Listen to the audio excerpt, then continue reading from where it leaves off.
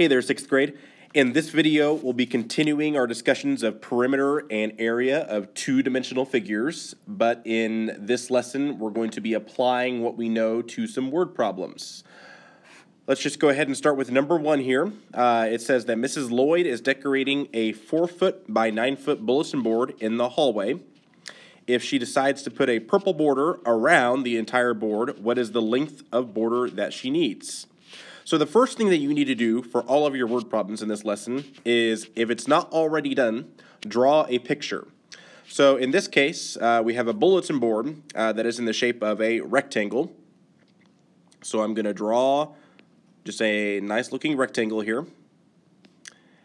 And I'm going to label the rectangle with what I know.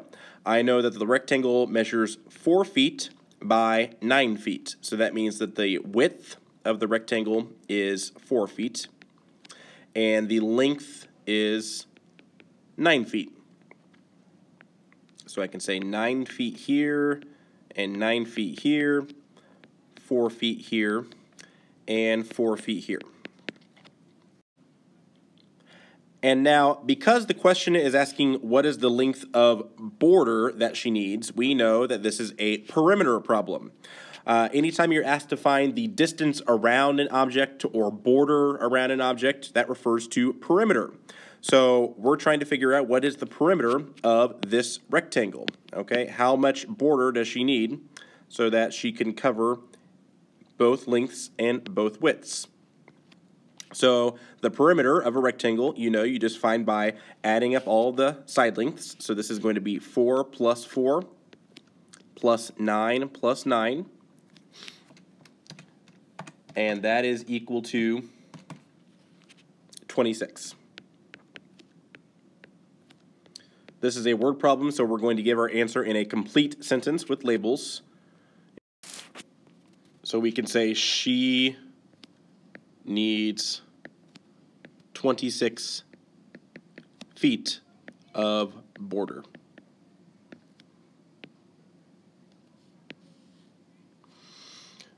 Okay, looking at number 2, it says that Kate likes to run a route in town that forms a triangle shown below. How many times would she need to run this route to complete 12 miles? Well, the picture is already drawn for us, so I don't need to do that step. But I do need to figure out what kind of problem is this. Again, she's running around this triangle figure, so since she's running around, this is going to be a perimeter problem. Okay, so for instance, if she starts up here, then she's going to be running 0.7 miles, and then 0.9 miles, and then back to her starting point, which is 1.4 miles. So we want to figure out how many miles would she run just with one lap of this triangle. So what is the perimeter of the triangle? Well, the perimeter is going to be 0.7 plus 0.9 plus 1.4. And if we do that, we get an answer of 3 miles. The question, however, is not asking what the perimeter of the triangle is. It's asking how many times would she need to run this route to complete 12 miles. So if the perimeter of the triangle is 3 miles, in order to run 12 miles, she needs to run around that route 4 times, because 12 miles divided by 3 miles is equal to 4.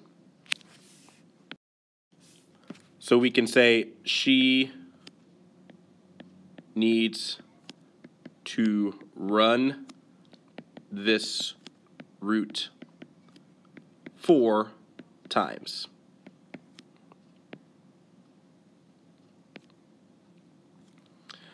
Okay.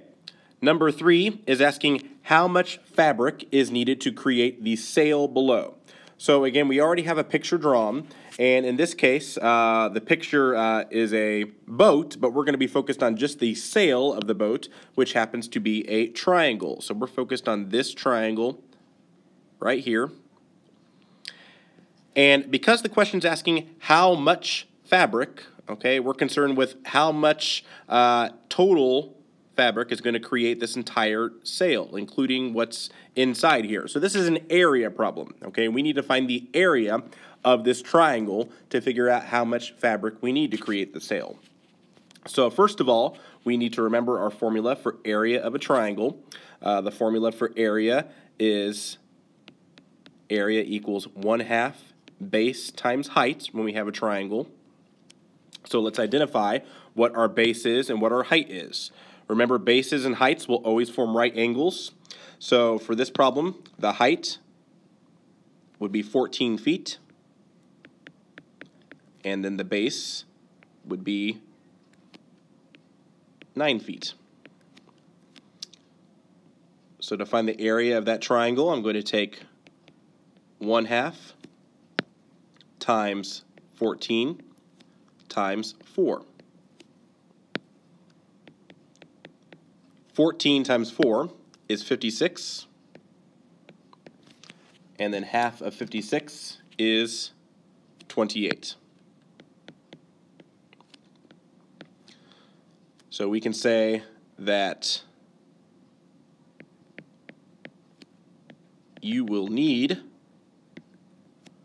28 square feet, remember area we give in square units, of fabric.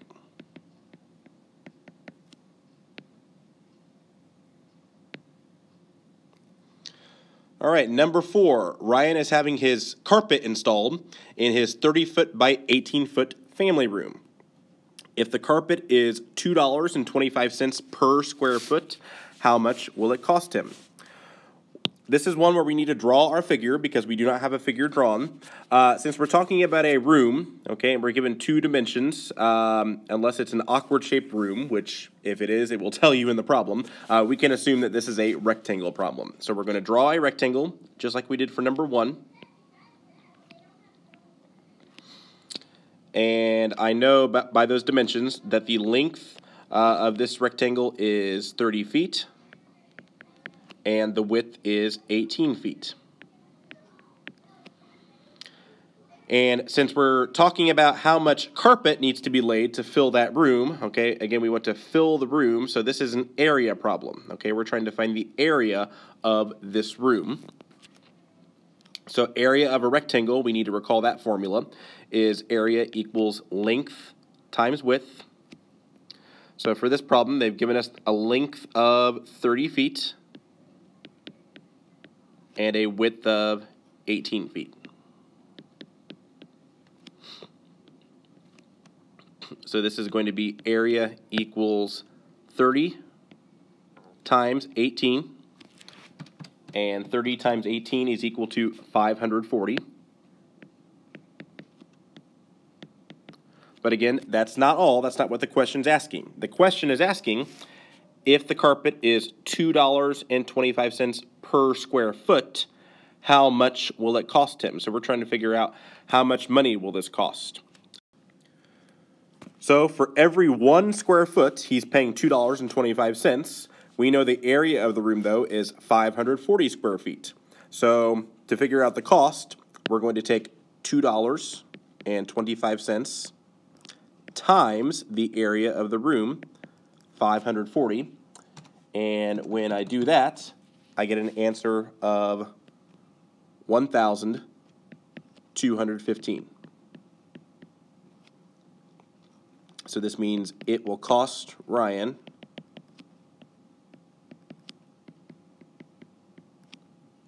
$1,215.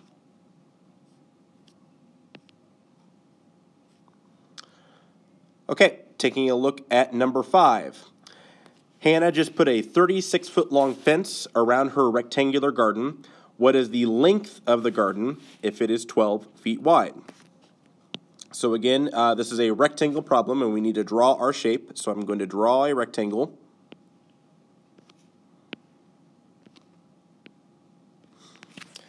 And notice that this problem is a little bit different than the first 4 we've done, because we did not get both dimensions for the rectangle.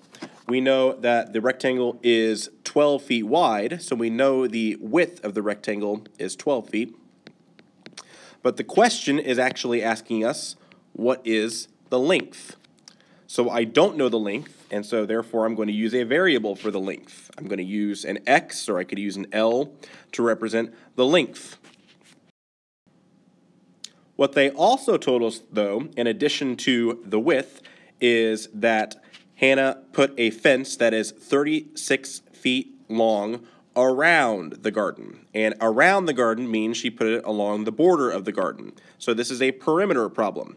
We know that the perimeter of this rectangle is equal to 36. Okay, we were given the perimeter is equal to 36 feet by that phrase up there. And then again, we also know the width is equal to 12 feet. So I'm going to take my equation to find perimeter, which is just adding up all the sides. But this time I know the perimeter, so this is what that equation is going to look like.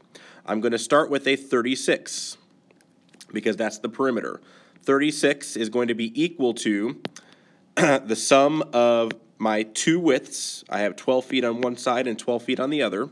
So 12 plus 12, plus the sum of my two lengths, which I know are both x right now. So I'm going to add x, and now use some algebra to solve this equation. So we can say that 36 is equal to 12 plus 12, which is 24, plus x, which is 2x. And now we can use inverse operations to solve this two-step equation. So I can subtract 24 from both sides. So I get 12 equals 2x, and then divide both sides by 2, and I get x equals 6. Now at this point you may be asking yourself, I thought length is supposed to be the longer side. Why is the length shorter than the width? You will find in some word problems when they give you dimensions for rectangles that the width is actually longer than the length. In the end, it really doesn't matter. We know that two sides of the rectangle measure 12 feet, and now two sides measure 6 feet. So the missing side that we found is 6 feet. So we're going to say the length of this garden, even though it's shorter, is 6 feet.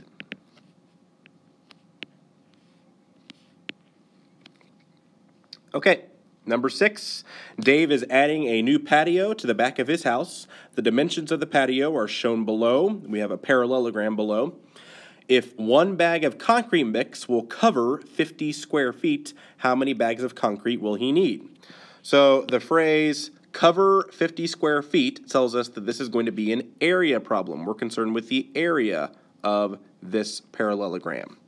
Okay, so to find the area of a parallelogram, I need my formula, which is area equals base times height. Let's take a look at this parallelogram. The height, we can see, is equal to 12 feet, and then the base is going to be the 16.2 feet. So to find the area, I'm going to take 16.2 times 12, and that is equal to 194.4. Then the question's asking how many bags of concrete will he need, and we know from the phrase before that that one bag of concrete will cover 50 square feet. Well, if one bag covers 50 square feet, two bags would cover 100, 3 bags would cover 150. We know that the number of bags times 50 will always tell us how many total square feet the bags will cover. So I can use some algebra here to set up an equation. 50 times the number of bags, which right now we don't know, so I can say x, and we'll just say x is the number of bags, has to be equal to the total number of square feet, which we know is our area, 194.4. So to find the number of bags, I'm going to divide 194.4 by 50, and when I do that, I get x equals 3.888, it's unlikely that we can buy 3.888 bags worth of concrete, so I need to round that up to the next whole number, and we'll say 4. Okay, we'll say that Dave needs 4 bags to cover the area of that parallelogram. Okay, number 7. Ella is making a corner bench seat. She plans to outline the seat cushion in decorative ribbon. How much ribbon will she need? And again, this is a picture of the seat cushion in the shape of a triangle. You need to figure out, is this an area or a perimeter problem? And the key phrase here is outline. If she's going to outline the seat cushion in the ribbon, this is a perimeter problem. Okay, we're just trying to figure out what is the sum of the 3 edges of this cushion. So the perimeter is going to be 3.6 plus 4.8 plus 6.25.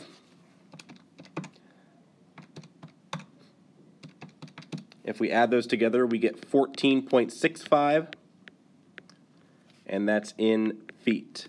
So she will need 14.65 feet of ribbon.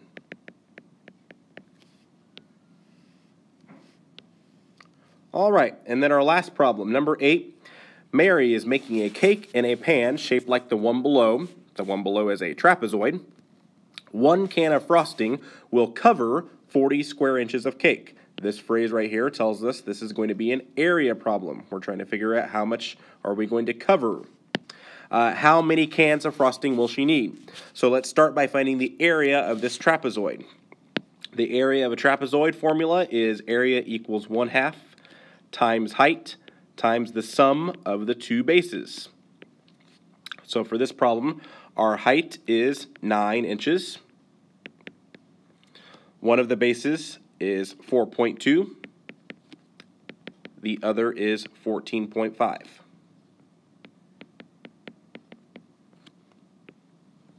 So area equals 1/2 times 9 times the sum of 4.2 and 14.5. So I need to start out by adding 4.2 and 14.5 to get 18.7. And then on my calculator, I can just take 0.5 times 9 times 18.7, and I get 84.15 for the area. 84.15 square inches. But the question is asking how many cans of frosting will she need?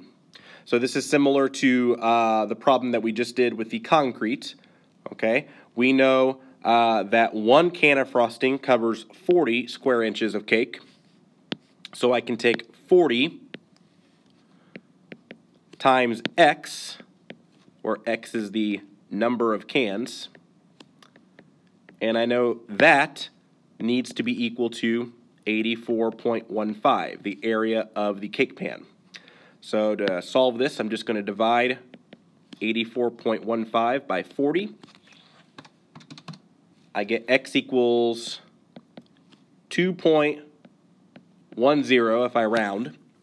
We know we can't buy just 0.1 of a can, so I need to round up for this one because, again, think about this. If she buys 2 cans, she's not going to have enough to cover all of the cake. She'll cover most of it, but there'll be a little bit that she misses. So we need to buy 3 cans to ensure she can cover the entire cake. So we'll say that Mary needs 3 cans of frosting. As always, if you had any questions over this video, be sure those are written down for the next time. And until then, have a nice day. You're all wonderful people.